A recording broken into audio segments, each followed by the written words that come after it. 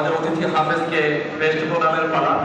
এই মুহূর্তে পীর সাহেব হুজুর, হযরত মুফতি সাহেব হুজুর এবং মাদানী সাহেব হুজুর এবং সাবেক চেয়ারম্যান সাহেব হুজুরের পক্ষ থেকে খুবই হাফেজ বিজয়ী হাফেজ মোহাম্মদ নুরুদ্দিন মোহাম্মদ জাকারিয়াকে সম্মাননাকে প্রদান করা হচ্ছে।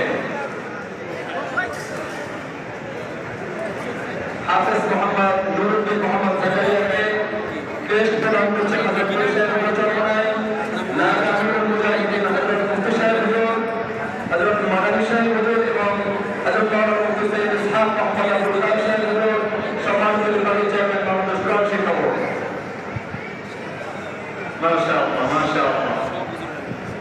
এবার তার সম্মানিত পিতা হাফেজ মোহাম্মদ নুরুদ্দিন মোহাম্মদ জাকারিয়ার সম্মানিত পিতা হযরত পীর সাহেব হুজুরের পক্ষ থেকে হাফেজ মোহাম্মদ নুরুদ্দিন মোহাম্মদ জাকারিয়াকে যে জামিয়ার তরফ থেকে পীর সাহেব হুজুরের পরিবারের তরফ থেকে হাফেজ মোহাম্মদ নুরুদ্দিন জাকারিয়াকে নগদ অর্থ পুরস্কার 50,000 টাকা নগদ অর্থ পুরস্কার। মাশাআল্লাহ মাশাআল্লাহ মাশাআল্লাহ মাশাআল্লাহ।